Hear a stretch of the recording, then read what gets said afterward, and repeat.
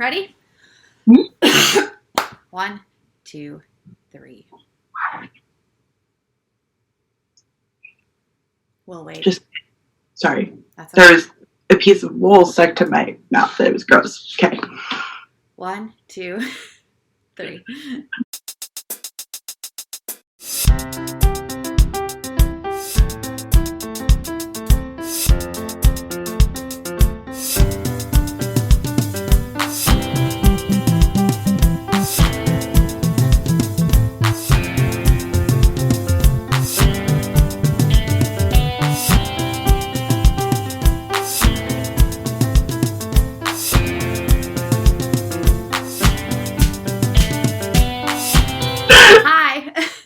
Welcome to Knitting My Shit Together, a knitting and fiber arts podcast where neurodivergence and yarn collide. My name is Willa. I use she, her pronouns, and I live in Minneapolis, Minnesota. And you can find me on Ravelry at What Willa Knit Today and on the Instagrams at TomboyFemBags. Hi, I'm Annika. I use they, them pronouns, and I am in Moses Lake, Washington. You can find me online at Tea-Fueled Living on Instagram and at Threadcatcher on Ravelry. And you can find both of us together at Knitting My Shit Together on Instagram. It's true, you can. So welcome. This is like episode 30 something. I don't know. We should do something fun for our 50th. We should. Yeah. We'll figure that out. I think it should involve cake. Ooh. Okay. I'm game. So let's see what's going on that we need to talk about. News, events. So our knitting, our cover your ass cal is still going on strong. I'm sure there's going to be giveaways coming up once Annika finishes observations and their life is a little less crazy. Sleep deprived. Yeah. Last week we recorded the episode and then I went to go edit it and I was all feeling proud of myself that I was gonna maybe be on time, and then Annika's voice didn't record. None of their audio recorded, so that was a bummer. So we were just like, we'll just wait till this week, because then I was feeling meh, and yeah. So cover your ass cal, still going on. You can do it. You could still join today and knit a pair of nether garments in a month. Totally. Yeah, totally.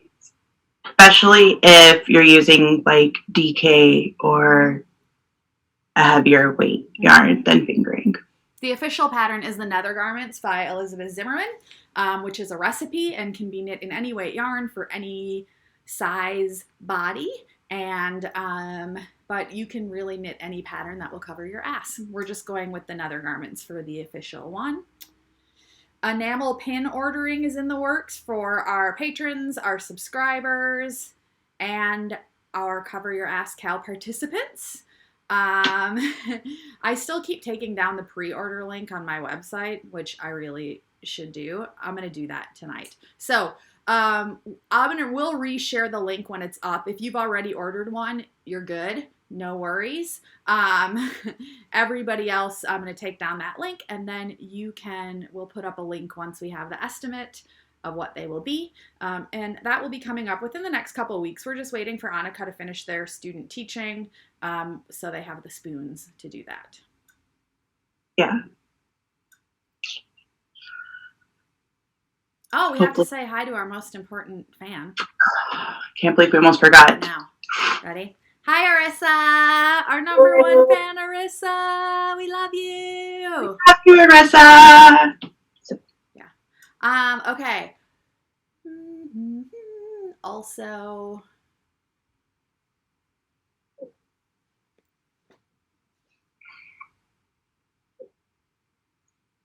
I think that's it. Is there anything else? Oh, our stitch. We always have online stitch group on Saturdays. And Annika is rocking it. I have been absent a lot. And last night, it sounds like there was a massive group. Yeah, we've been averaging like the past couple weeks, we've been averaging like 12, 13 people. And last night we had 14 people. So that was really, really exciting. And I just want to put it out there too for people who have watched the podcast and are like, oh, Stitch Group sounds really good, but like I just have no bandwidth to really interact with people. We have, like, our group is very low key. You're welcome to join in whatever capacity you feel comfortable with. We have people who don't turn on their camera and don't turn on their microphone and will just chat through the chat box when they feel up to it. And we have combinations of all of that. So if you don't feel up to like actually verbally holding a conversation or just want to be with people while you knit silently by yourself, like, you're more than welcome to join us in that capacity as well. So yeah, no pressure. Not many neurotypicals are part of our posse of weirdos, although there are some, and neurotypicals are welcome. But because there aren't many, we're kind of down for most things in terms of accommodations. Yeah, in terms of accommodating and making people feel safe. Yeah. I think that's it. We have our lives on Wednesdays and Fridays, which are fun. You can join us for those.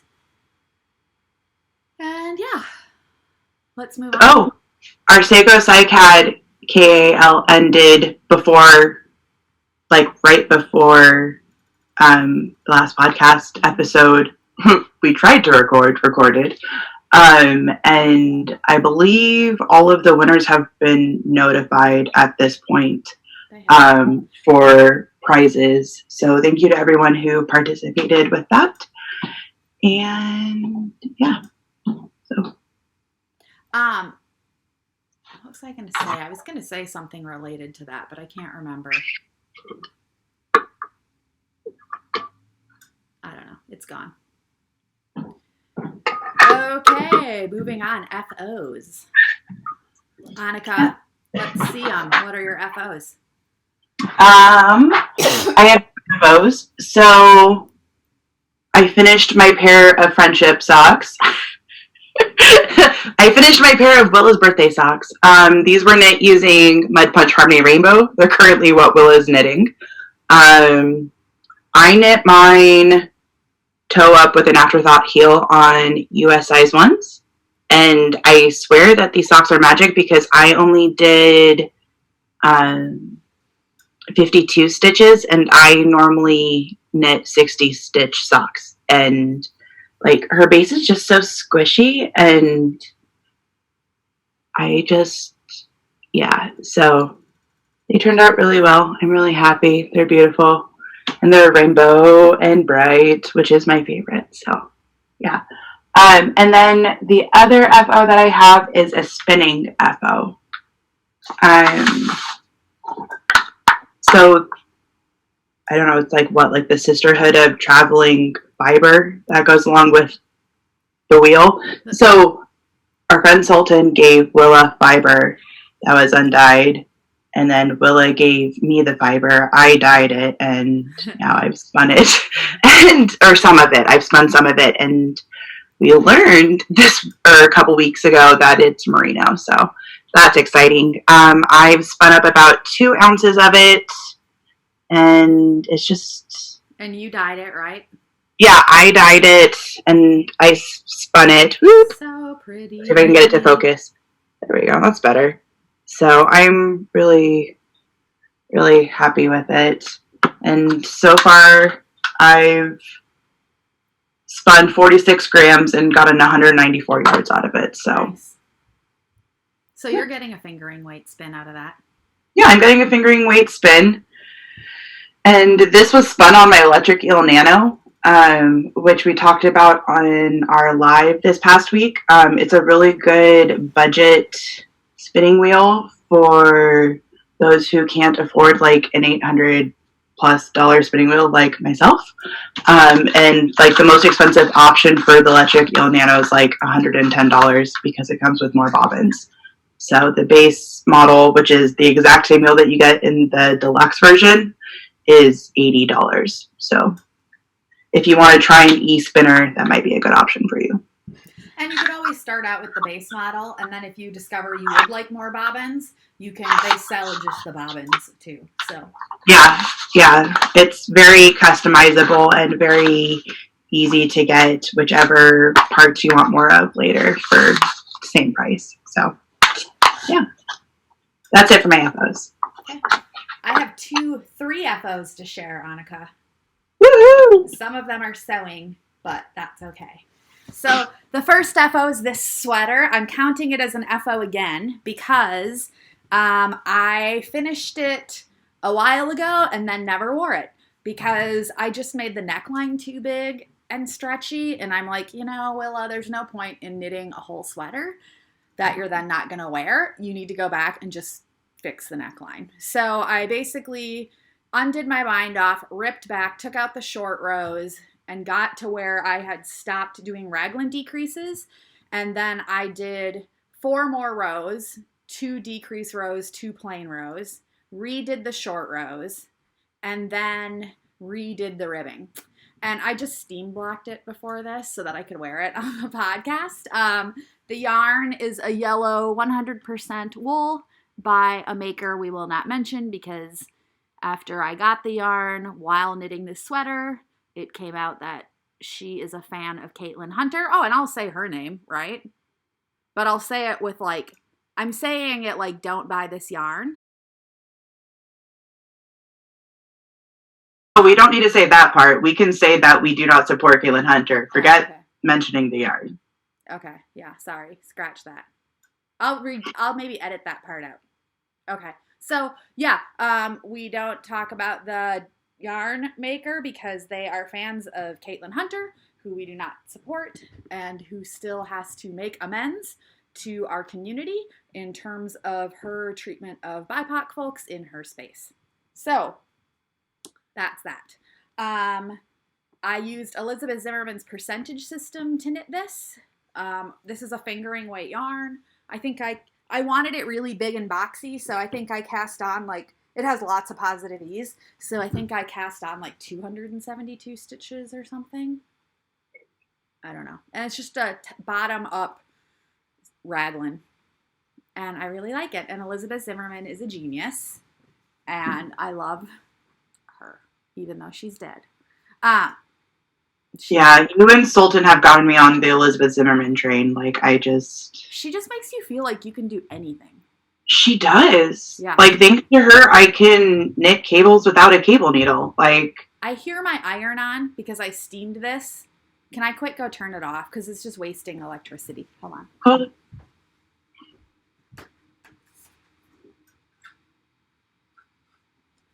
Yeah, I'm firmly on the Elizabeth Zimmerman train now. And then I almost just said I'm firmly on the Caitlin Hunter train, which would be a lie because no. We're not on that train. My second FO is the dress I'm wearing under it. It is dress number 1 by 100 Acts of Sewing. This is my 5th one of these I've made. This is in a herringbone, woven herringbone. I really like it. Okay, the reason why you might say, but I've only ever seen you wear one other dress number 1, and you are right. But the reason is because I was learning about fabrics and garments, and the first couple ones I made out of fabrics that just didn't drape well or they stuck to my pants. So now I know what fabrics I like to wear, so I've got a few more fabrics that I have multiples of them because they're kind of my uniform. So the other ones, the other fabrics, I'll take apart and use to make something else. Can I ask you a quick question? Yeah. So we figured out that the dress number 1 only goes to 53 inches.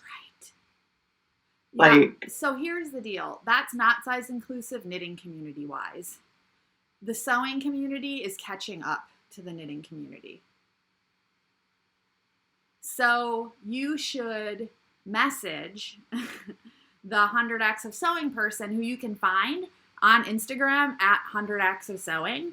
I think maybe I'll even share this in I'll share this, take a picture and share the dress, and then maybe do a post, tag them, asking them to increase the sizes up to a 60-inch bust. I forgot about that conversation. Damn it. Anyway, yeah. There's that. My thank you for reminding me and bringing it to my attention so that I can say something. So yeah, 100X is sewing. Message them. See if they'll make it more inclusive and improve their size range. Up. I mean, they're already at 53 inches. Grading up for an A-line dress is not super hard. They should do that work. Because it's a great like intro to sewing pattern too. And so, yeah. Okay. My third FO is this hat that smells so good after I blocked it yesterday. This is technically the Musselburgh pattern by Isolde, but not, because I used the cast on method she shares and the increases she shares, and I basically, what I love about the pattern is that pattern. You do a gauge swatch as you go. So you basically cast on with whatever yarn you want and needles you want, knit until you have enough, increase and knit until you have enough to figure out your stitches per inch. And then what you do is figure out, okay, if this is the gauge I'm getting, you use a chart she puts in there to figure out how big you'll increase it to based on that gauge. So it's kind of like gauge swatch as you go, which I appreciated.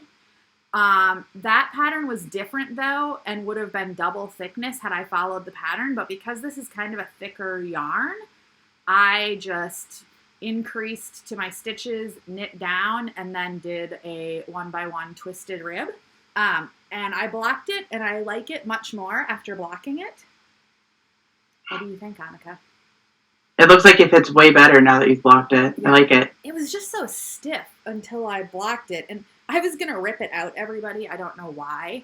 And then we were talking with our friend Sultan at Spun Nomadiddy Co., and he was like, Willa, have you blocked it? And I was like, oh, yeah, I should do that, because I hardly ever block hats.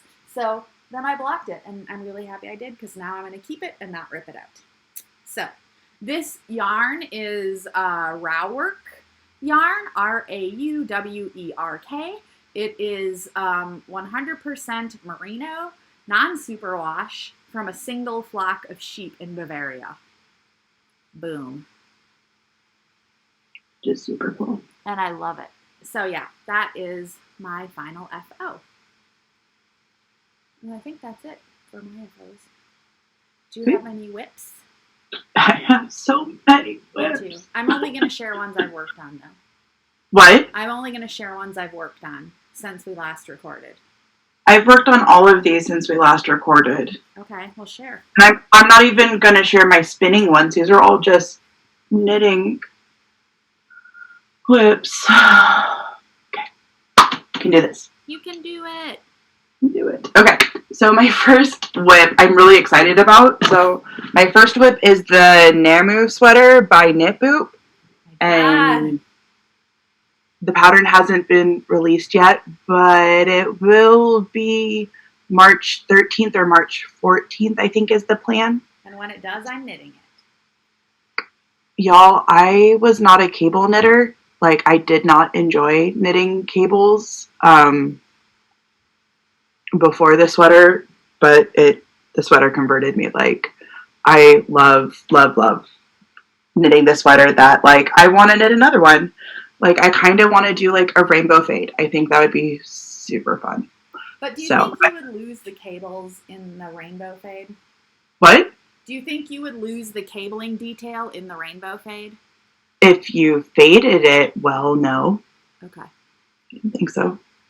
I also am thinking, since I have enough lime green yarn that I could knit this in, I might knit this in lime green yarn.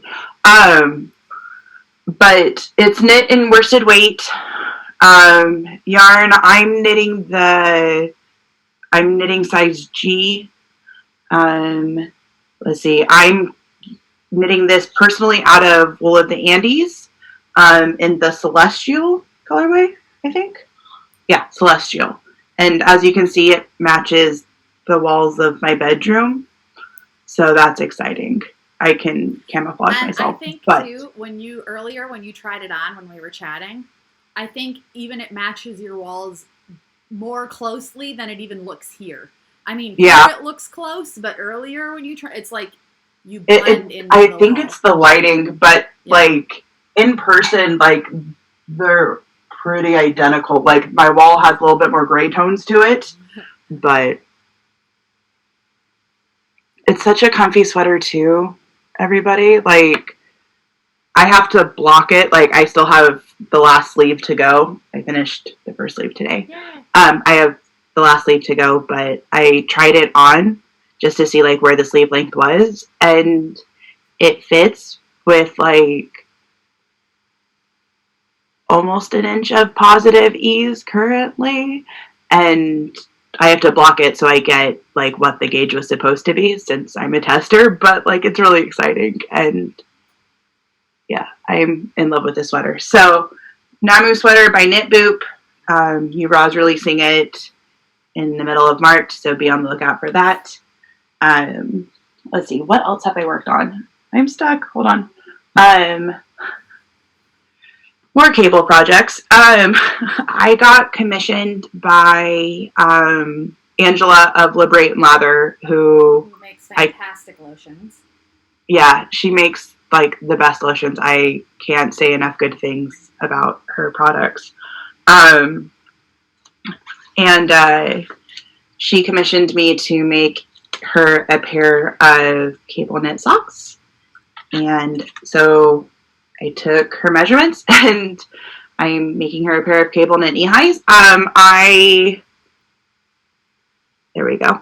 These are being made out of Patton's Croy yarn. And this is in the muslin colorway, I believe. I feel like you made good yarn color choices with those socks. She picked the color, so, well, I mean, we both picked the color, I guess. She showed me a bunch of inspiration pics of what she wanted on Pinterest, and we went from there. So, yeah. But the original sock pattern is the boyfriend socks on Ravelry. I don't remember who wrote the pattern, but it's a free sock cable knit pattern on Ravelry. I've made quite a few mods at this point to suit my needs, including doing an afterthought heel, which I've already placed in on both socks. And as you can see, I of course have notes to let myself know where I'm at, and so both of the socks actually match. So yeah, the pattern's a toe-up pattern too. So that's cool. And there's a couple different sizes that you can choose from. So that's pretty great. But on my Ravelry project page, I've been marking down the mods that I've been making in case anyone decides to follow in my footsteps and make cable knit knee highs. So yeah. All right. Other projects that I am working on. I am missing one, but that's okay. I'm not going to worry about it. Other projects I'm working on. I'm working on my nether garments. I'm about 3/4 of the way done with leg number 2. Hold on. There's leg number 1. Yeah, I'm about, I'd say, 3/4 of the way done with leg number 2. Nice. So I just have this much more to go before joining the legs together. And these I am knitting with Lion Brand Woolies Cakes in the Poseidon colorway, right? Yeah, Poseidon.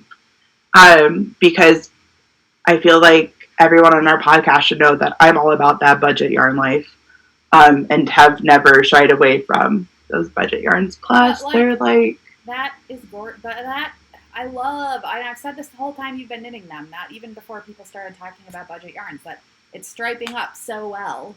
It is. And I paid $3 each for these skeins. So, like, currently they're $6 each for 600 yards at Joann's, unless you have a coupon. But when Walmart had them, they were only like $3 or $4 each. So I got a bunch.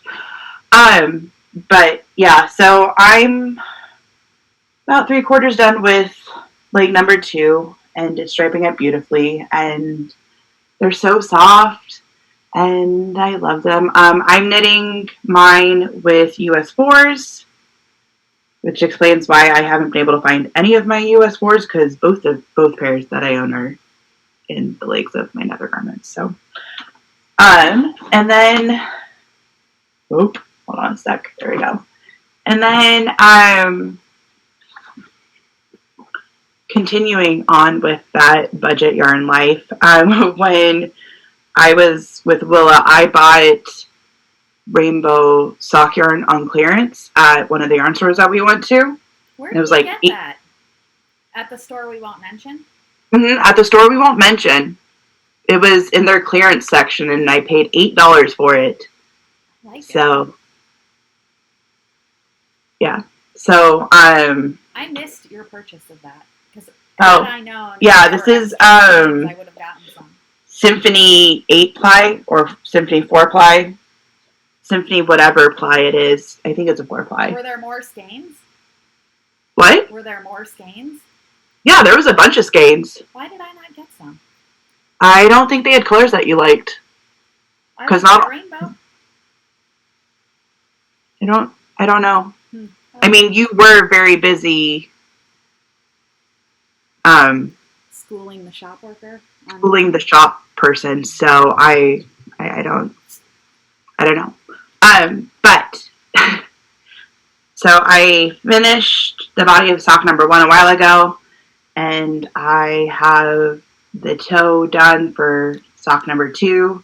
These are what I call my school socks that I knit during recess.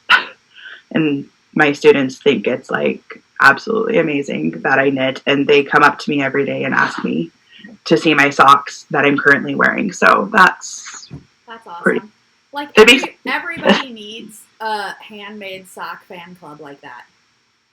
Yeah. If I have people like every day coming up to me asking to see my hand knit socks and like wanting to see what I'm knitting for socks, I would be churning out pairs upon pairs more than I do. I've knit 2 pairs of socks since school started. So, I mean, it works. That validation from these students, these elementary school students, like really works for my brain. So, and then my last whip is, surprise, surprise, another pair of socks. So I purchased the Yo Amo or Yo Hero socks kit. Oh yeah. From Mita Yarn, Totally Tubular Socks, who made the sock tube out of From Mita Yarn's yarn. It's so pretty. It is so pretty. It's the colorway is called Candy Hearts, and I love the way it's striping. Can you get just that from Jessie?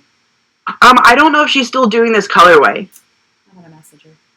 It might have been just for the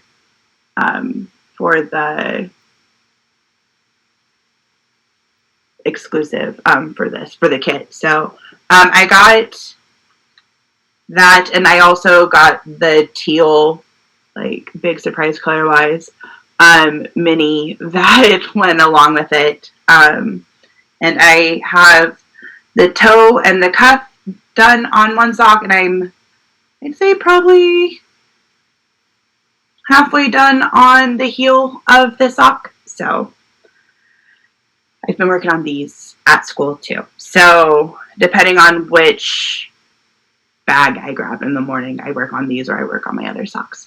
So yeah, This is really exciting to me because I've never knit from a sock tube before. I haven't either. And it was like one of the things on my knitting bucket list. So, yeah, I got to cross that off, and it's been a really fun experience. And yeah, knitting socks from sock tubes goes way quicker than knitting the whole sock by yourself. So that's also kind of cool. But yeah, that's it for my whips. Wow. Well done. You're juggling a lot. Good for you. I'm proud of you. It's too much. Like, I feel very overwhelmed. It's just too many projects.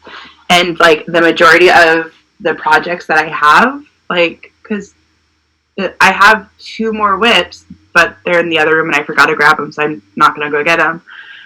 4 of my whips all have a like time thing on them, so I'm feeling it right now. I'm really, really feeling it. So yeah, I'll be better once March is over. And that's okay. Okay, this is my first whip. This is Mud Punch Harmony Rainbow, our friendship socks. I cast on 60 stitches. This is actually sock number 3 because I did like 50 or 52 stitches for the first one and I didn't love it.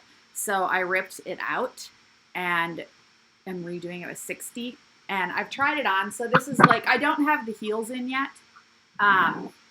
But everything else is done, and I'm going to put the heels in at the end. But, like, on the 60, look, it totally works.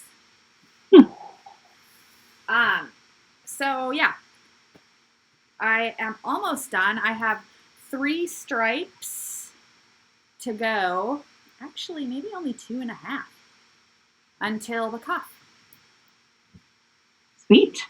And then I'll do 2 rows for the cuff and bind off. And then just put in the heels. So this will hopefully be an FO for next week. And it's my own vanilla sock pattern. I did do toe up with an afterthought heel. Yeah, it's my little personal recipe. That's one whip. Then, which I keep in my bag by Sock on Wood, also known as Marshmallow Witch. You can find her bags on Etsy. Has she changed her name yet? Yeah. That was what was on her Etsy shop when I went for her latest update. Sweet. Yeah. So check that out, Cat Shop. It's great. She has stitch markers and bags and all kinds of goodness. Yeah. Okay, then my other whip in my Live Each Day with the Confidence of a Mediocre White Man bag is a pair of knee highs that I can talk about. This has been a secret whip that I wasn't sure if I could talk about, but I asked the designer and they said I can. These are knee highs called Calf Huggers. This is number 1. It is done. Look at that. So pretty. And this is number 2. I'm almost to, this is where the heel is. And so we'll go. So I have a couple more inches and then I start doing calf increases. The pattern is Calf Huggers by A Sea of Stones. It is not released yet, obviously. It's in testing, but it will be released soon, probably. And I am knitting it using, this is from... a problematic yarn brand that we shouldn't think about. Everything has gone problematic since I cast on. Yeah. This is by our friend Sultan, dyed it for me, Spun Noma Didico. But so this is a self-striping yarn. This is a semi-solid, and I am just micro-striping them. So because normally it's an option for this pattern. The pattern would call for 3 skeins normally, like 1 skein for the body of both socks, and then of self-striping, and then 2 skeins for that, and then a 3rd skein for heels, toes, and cuffs. But I just wanted to use 2, and I had this that I wanted to use, so I just decided to micro stripe, and I think it's going to work because I weighed them both after the end of the first sock. And I think it's totally going to work. I love it. It's so pretty. Yeah. Okay.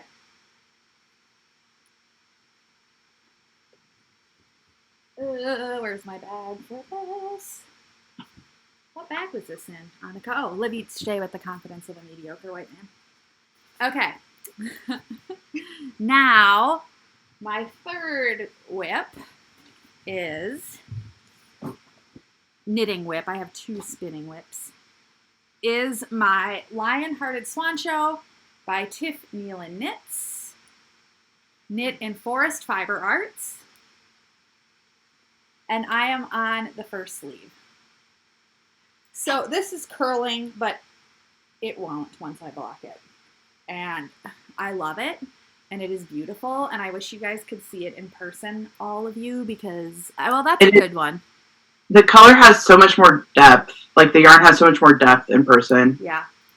So the colors are, the main color, that's the darker gray that you see a lot of, is Knight and Rusty Armor, of these 2. Then the lighter one is Winter Birch. And then the darkest gray is the charcoal. And Nikki of Forest Fiber Arts helped me pick yarn, and I love it. So I'm doing the sleeve. I was debating if I was going to go 3/4 length sleeve or full length, and I think I've decided I'm going to go full length sleeve. And yeah. So hopefully I can make some good progress on that as well. The thing is, impeding my progress,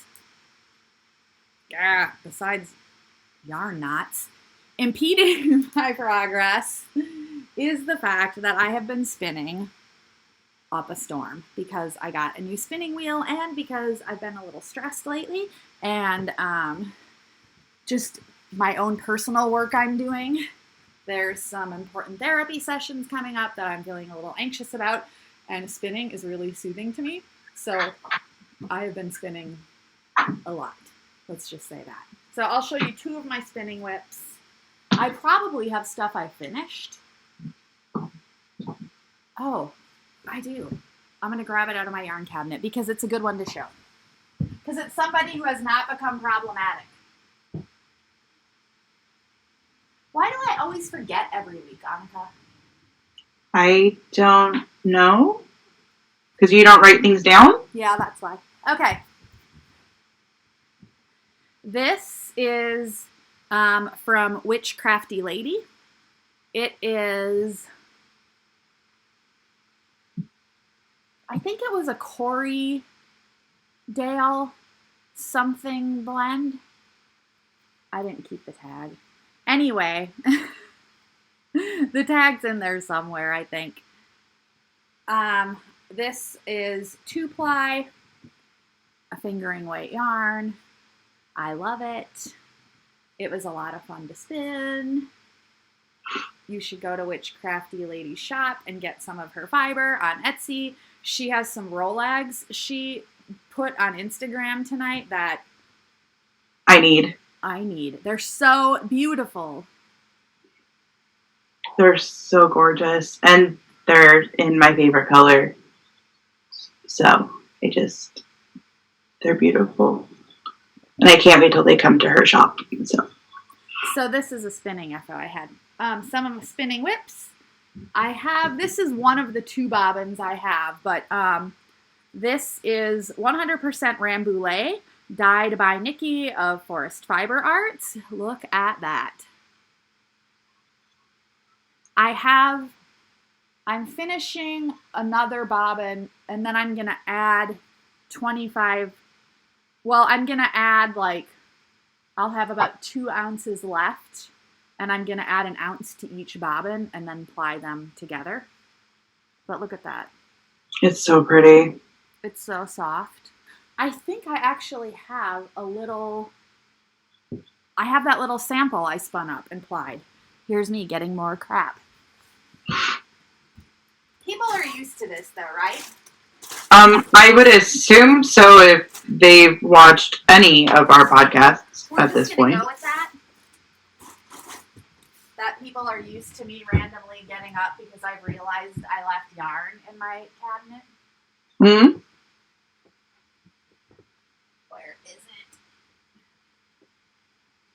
Okay, I can't find it. I don't know where it is, people, but it's gorgeous. And you'll see it when I have it all plied, which will probably be next week at the rate I am spinning. Yeah. And then my final whip.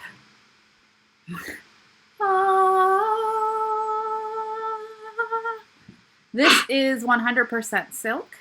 That was dyed for me by Tea-Fueled Dyeing, who you might be saying, that sounds really familiar to Annika's username, Tea-Fueled Living or Tea-Fueled Diving.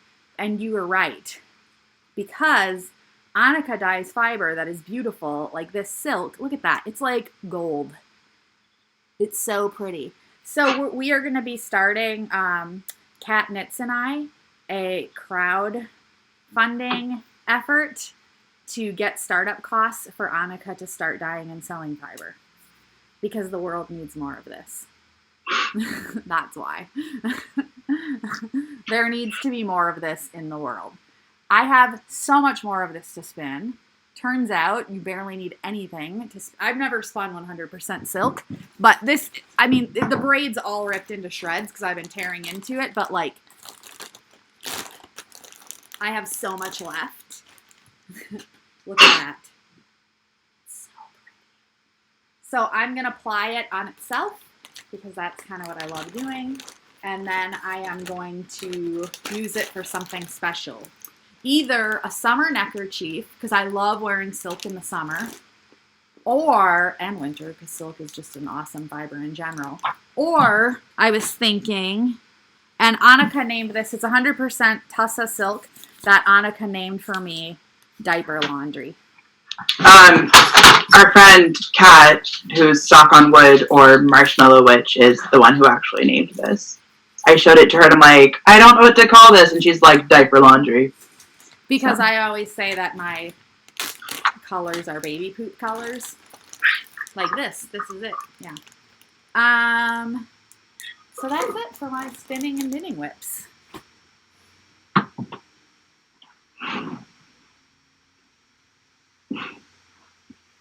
Okay. Let me find my socks I was knitting again. And then we'll talk about mental health moment. We'll sing our song. But first, let me get my sock. Yay. What? Someone just sent me a picture of their finished socks. Ooh. Hey, one of your sock cult members. In case people haven't joined our Stitch group or our lives, I've accidentally started a cult. Started a cult called Annika's Sock Cult. You can use the hashtag Annika's Sock Cult. And just tag me in your socks that you finish, and I will 100% celebrate you. I accidentally started the sock cult because I gently bullied enough people into making socks, and now it's a whole thing. So okay, and didn't I gently bully you into making socks? Mm-hmm. Initially? Yeah, you and Sultan both gently bullied me into making socks. So the sock cult is Willa and Sultan's fault originally. So it's really yours, because then we let it go and you just ran with it. I mean, you're a more prolific sock knitter than either Sultan or I at this point. It's true. It's true. It makes me really happy. Okay, I have to put on a less warm sweater.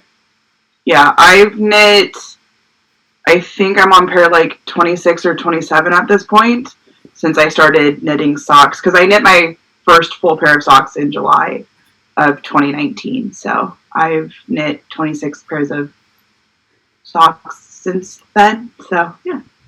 You're prolific. Yep. So we have a sock cult. You should join us. There's no dues. There's no money or weird religion. No Kool-Aid to drink. No Kool-Aid to drink. Just knit socks and just celebrate each other when they get finished. Just warm feet. That's it. Just warm, cozy feet. Yeah, pretty much. So.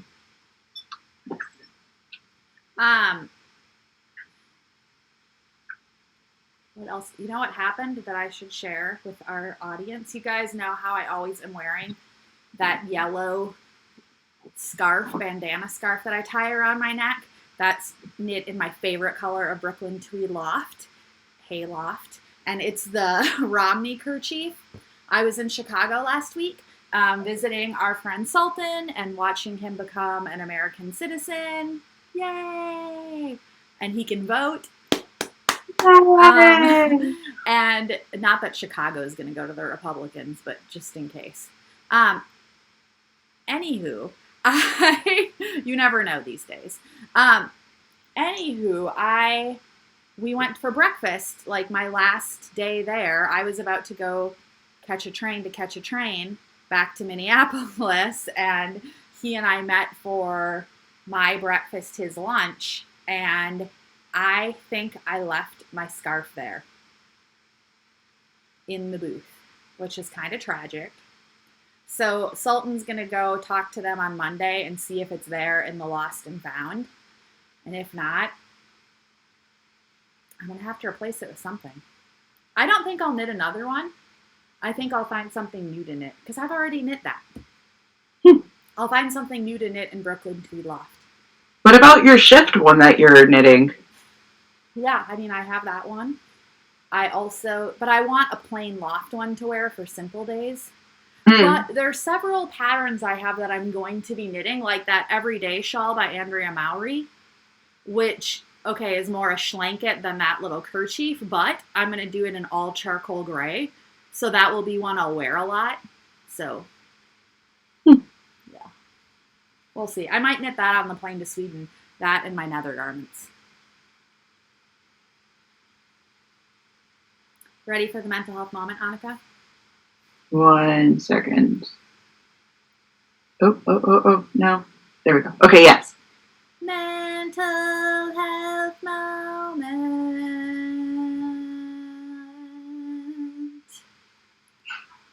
This week's mental health moment is brought to you by the letter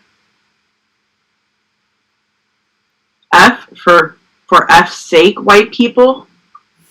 And the number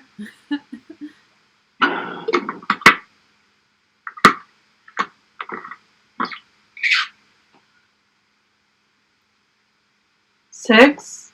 The number of people that I've blocked for coming into my DMs alone today. Really? Nobody's coming into my DMs. Yeah, but you're not a trans person who has thoughts about Harry Potter. Oh, yeah. So. I mean, I have thoughts about Harry Potter, but I'm not a trans person. Yeah, and I haven't been posting about it today. I'm a non-binary trans person. Yeah. Who used to love Harry Potter and now does not. So. And I haven't been posting about that today. I've been posting about other problematic bullshit today. So, do you mind? I mean, I know I'm kind of putting you on the spot. Would you kind of run with the mental health moment? You did last week too. Like I did the rest of the episode. It was the other way around last week. No, it wasn't. Yeah. No. I think, right? The one that we recorded that didn't go up? What? The one we recorded that didn't go up? Yeah. I think it was the other way around. Anyway. Right. So this week on Instagram, there have been a new resurgence of people supporting. Well, we're just not even gonna talk about his name because it just doesn't need. Their names don't need to be uttered and given more whatever. But people who were called out last year, like almost exactly a year ago at this point, were for not being inclusive and for being racist and having specific tokenizing and racist behaviors. When the talk about racism and inclusivity, like, became full-fledged, I'd say, on Instagram. They And ran with it. They doubled down rather than apologize. yeah, and like at that point on the platform, like people were like, just verbally apologize and we can move on and go from there. Like people weren't even asking for them to actually do the work and work on anti-racism. They were just asking for apologies at that point. And so this week and last week, there have been new to me people specifically, but a new resurgence in these people getting, what's what I'm looking for? There's been apologists for what happened in our community to and a whole lot of white women tears. A whole bunch of white women crocodile tears. Like I'm just, as a white woman, I'm just gonna say I'm over it. Yeah, and as a white femme person, like I'm also over it, and I can't imagine like how over it like the BIPOC people in our community must feel, like since they're the ones actually being affected by the behaviors of these people and people who are not working on their shit. So yeah. So that being said, there's been a newer resurgence of white women tears and people showing support for racists, like blatant racists, and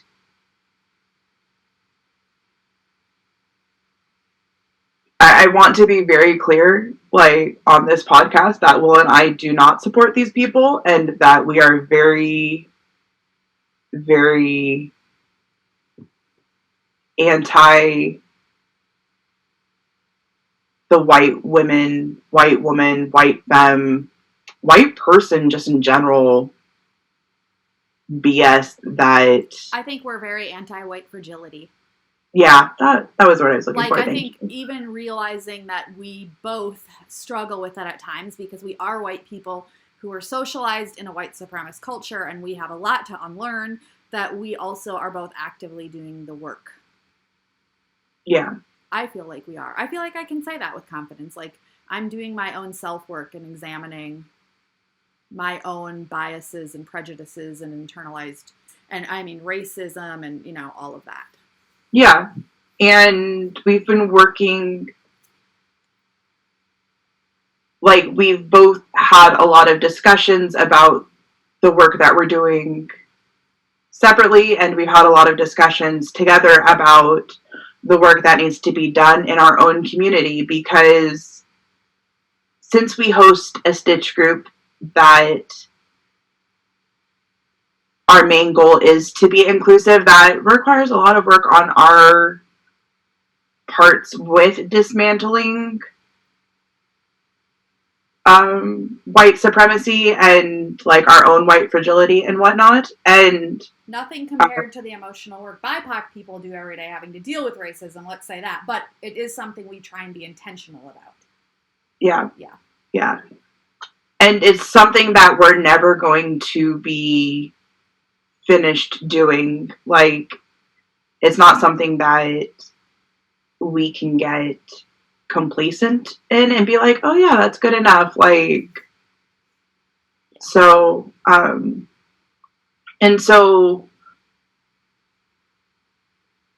my Adderall has worn off and my brain is having a really hard time coming up with coherent words. If you come up with so, I can take it from there. If you come up with what you were going to say after so, because I don't know. I don't know either anymore. It's gone. Okay. Want me just to take it from here? Go for it. Okay. So basically, first off, we just want to make our position clear on where we stand on that, because we put a lot about it in our individual Instagram profiles. There's less in the Knitting My Shit Together one, not because we believe it any less for that profile, just because we're both on our other profiles more. And also because we both have ADHD, and object permanence is something that we both do not possess. And since you have to toggle over to the Knitting My Shit Together page and it's not just there, we both forget that, like, we even have that page most of the time. So it's not that we don't believe in anti-racism work, and it's not that we're both not doing the work. It's and trying to do that work in our Knitting My Shit Together community. It's just that, like, we legitimately forget that that Instagram page even exists. We need a person to do that social media for us.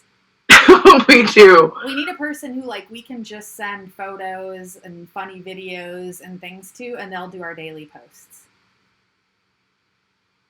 It's like a whole extra step that I just don't know that I would get it done, personally.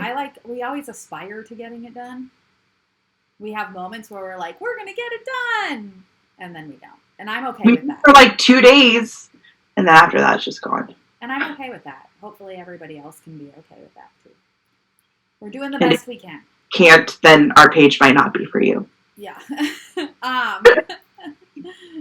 So that's, first off, that's, you know, where we stand just in general. We've spoke very openly about that in past podcasts. We speak very openly about it in our lives. If that's a deal breaker for you, don't let the door hit you in your ass on your way out. That's fine. I mean, it's not, yeah, that's fine. Bye. Anyway, like, I am just not gonna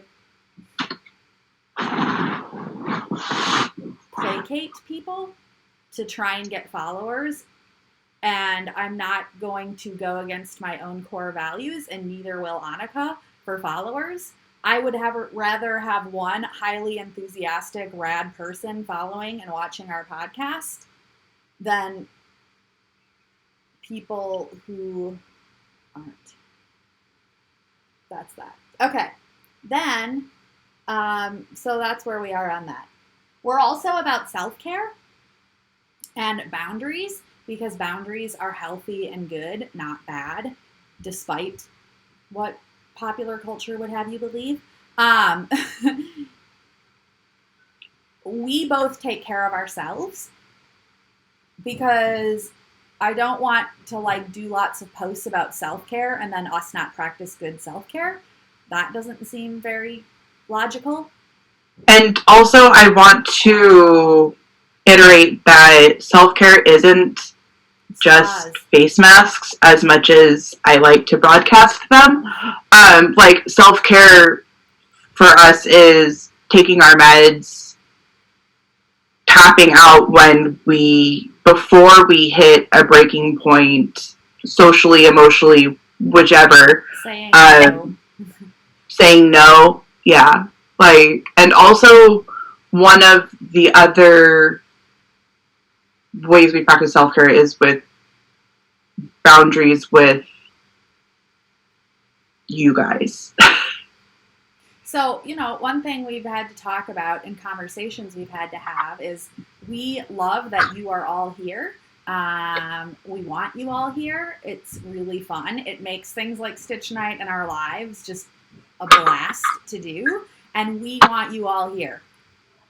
But no human being has the emotional capacity to be BFFs with, like, several hundred. Everybody. Yeah, you just don't. Nobody does. You don't. We don't. Yeah. So, like, I want to also iterate that, like, I know that it can be hard to intellectually process or even emotionally process, because our relationship with all of you is through a screen and not generally, like, face-to-face in person, that Willa and I are actual real people. Like, we have real emotions, we have real needs and all of that. Like, we are real people. We aren't just, thank you. Like, yeah, we are real people with all things that come with being real people. The other thing, I guess, that I wanted to share that's tied to that is I want to share like the DBT model about intimacy. And so one thing that I used to do before I had a mental health crisis and was hospitalized is feel like I was obligated. I've always wanted people to feel included and welcome. And I think that is motivated by my own experience of not being included. And so what I've done to usually when we're hurt in one way, we can either go that way or we like overcompensate in the complete opposite way. So that's what I did. And I was like, I want everybody to feel included and welcome all the time, doing all the things. Da, da, da. And so I would try and just have everybody be my best friend. Or what I would do is, I'll just leave it simple like that. And that's just not sustainable at all. And not only that, but it just didn't work. And not everybody really wanted to be my best friend either. But yeah, it's complicated. It's a long story. But all of it to say, I learned the DBT model for intimacy and friendships, and it's something that I really value and I try and be really intentional about now in my life. And it looks like this. Imagine like a series of concentric rings with you in the middle in a circle. And that first ring is your closest people who you are the most transparent with and the most vulnerable with, and therefore have higher levels of emotional intimacy with. So in that first circle, it would be like partners, spouses, children, maybe, family, best friends, like, and it might even be less than that. It's not a ton of people. It's not a lot of people. It's like generally they say like 5 and under amount of people. Like, yeah. Then there's another ring, and that will be people who you're still close to, but there's just a little bit less of the intimacy and vulnerability and all of that. And it just keeps going like that. It gets outward and the more you go outward, the less intimate things get. Yeah. So like, I can't have you all, even though I love you and I'm sure you're awesome, in my first ring. It just wouldn't be emotionally sustainable for me. Likewise, you can't, But what I do love seeing that has started to happen on the podcast as our community has grown, which I love, is I've seen groups of you. I see your conversations, and I've seen groups of you becoming each other's first ring circles that don't include me, and I love it. It's so cool to see because that was part of me and Annika's vision about this whole thing, is just being really about community and knowing that we can't be in everybody's first ring and you all can't be in ours. And so and it wouldn't be healthy for all of us to be in each other's first rings. Yeah. Like, so seeing you all starting your own first rings together is super cool and it fun. Is so cool. Yeah, it makes me happy. Me too. Like, Willa and I, after lives and after Stitch groups, when we're both there, we'll be like, did you see this awesome interaction between so-and-so and so-and-so? And, like, we both get giddy over it. Like, we really do get really, really happy over seeing the relationships that you all are building with each other as well. So. Yeah. So keep that in mind and know, like, if you hear about us having a conversation or something with somebody else who might be in one of our closer rings, that's not anything personal. That's not a statement about you as a person. It's a statement about what is sustainable and doable and healthy for all of us. because I think part of what motivated Annika and I to talk about this for the mental health moment is we do not want to seem elitist or snobby or exclusionary or exclusive, because that's like the opposite of who we are. I feel like, anyway, I feel like we're both pretty down to earth and open people. But for some people to not have that felt experience with us, or feel that about us, or feel like they're being excluded, I feel like there might be people who come from all different backgrounds who maybe never learned like that whole ring theory or whatever, and feel left out. And so we wanted to have this honest talk to let them know that they're not left out and they are wanted here, and we do love you all, and we are a community, but it has to be a sustainable community. Because I still want to be doing this in a year. Yeah, me too. And if we're not being sustainable, we won't be. Yeah, like I have to say, like Stitch groups is one of the things that I look forward to every week. Like I absolutely enjoy the nonsense that goes on during conversations and whatnot during Stitch group, and like I look forward to seeing everybody that joins. Like I get actually really, really happy. And also, too, like, when I see people's names pop up during our lives, like, I am actually really, really excited when I sound excited when greeting you. Like, I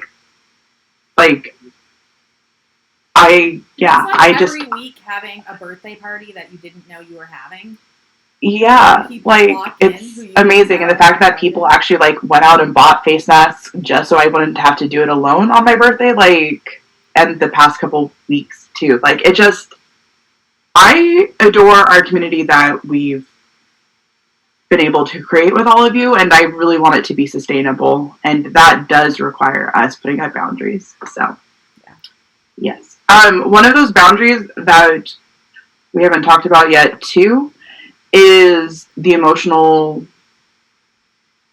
labor that goes into hosting all of this. So there's a lot of emotional labor on our part that goes into hosting the lives and hosting Stitch Group. And I have had some comments in my DMs from people who have attended our Stitch group and attended our live, and then like asked for more emotional labor about things that were discussed during those times. And I want to say two things. If it has been offered to help you do that emotional labor, cool, awesome, go for it. If it hasn't, don't go into a marginalized person DMs and demand that they do that labor for you. And the other part that goes along with that is like most of the time when I've had these people come into my DMs asking for me to do that labor, like it's something they could have just easily Googled. So like take the time, do the work yourself. Yeah. And I think also like one thing I do appreciate all of you is the grace you extend us occasionally. So like, you know, yeah, I'm in a good place now and I'm like a year out of the hospital or more, but I'm still like Annika's way further out than I am. And I'm still doing some hard work stuff that I'm having to sort through. And I still have stuff come up every now and then when I'm just like, you know. Same with me too. Like there's a lot going on in both of our lives. Like, and we talk about it. Actual lives, not Instagram lives. And we'll be honest and transparent about those things when it's appropriate to. Like, it's nothing we're going to hide and not tell you about or keep it secret. But, like, right now I have shit going on. But I'm still in the middle of processing it actively in my life. So it's not something I'm ready to share to all the big circles yet. But I will be, because I'm sure I'm going to learn valuable lessons out of it that I will want to share and pass on, but not now. And also, too, when those things are not so emotionally charged and emotionally heavy, then it will also be safe and easier to share with those circles as well for both of us, not just both. So. Yeah. Did that touch on where you wanted to go with that, or did I sidetrack you? Nope, that was exactly where I wanted to go with that. Okay. Yeah. Yeah. So just know that we love all of you, and we are really glad that you are here and part of our community. But we can't be everything for everybody. And that's not a healthy model for you, our lovely posse of weirdos, to be either. I was in an off Instagram chat group thing the other day, and I don't know if this person knew I was part of the chat group or not, but podcasts came up, and they were like, yeah, I really, really, one of the few podcasts I like is the Knitting My Shit Together podcast, because I like how low produced it is and real, and how they talk about other things. And I almost wanted to cry. I loved that person because that's one of the things I value that turns me off is things that seem too highly produced and edited. And I try and be intentional when I'm editing our podcast to do as little editing as possible so that it does. And that's why I'm okay. Like, if I forget yarn, I'm going to get up and go get yarn. Like, it's not a big deal. We're not going to put our podcast up for we're not submitting this to Sundance. You know what I mean? It's fine. Yeah. We're human. That's what we want to get at. So. And all of you are too. And let's all be human together. Yeah. Anything else? Your foot was waving, and I found that really distracting. No, I think that's it. Yeah. Okay. So people, keep being awesome. We'll be on the live on Wednesday and Friday, and Stitch Group on Saturday. If you like what we do, you can support us on patreon.com. You can become a patron of the podcast, and we have little goodies for different levels and tiers. And you can support us from anywhere from $1 to $1 million a month. If you want to support us more than $1 million, we're not going to say no to that either, though. Give that caveat. And we promise you don't have to be afraid. You can support us for $1 million a month, and we will still stay really low production value. We'll just do more things together on the podcast. We'll just do more things and maybe have more yarn. I don't know if I would have more yarn. I don't have room for more yarn. I don't either. I've decided I can't grow out of my cabinet. I have a bookcase. For people who don't know, I have a standard size bookcase and 2 wood crates next to my bookcase, and that holds all of my yarn. So I don't have room for any more yarn currently. But Annika, I have an idea, and I want your opinion. You know, in our main floor living room, that mostly empty black bookcase in the corner? Next to the couch? Yeah. Yeah. Bringing that upstairs and putting it in the corner across from the yarn cabinet, and putting my spinning fiber in there, because my spinning fiber has now outgrown the suitcases and I have more coming. Yeah, I mean, I'm just worried that it'd make it too congested, so you'd have a hard time accessing. No, because I'm going to angle it out. Oh, okay. And it's little. I think I'm going to try it. And if it doesn't work, I can take it down. Totally. Photos of that forthcoming. Because I have more fiber coming, and it doesn't fit into what I have.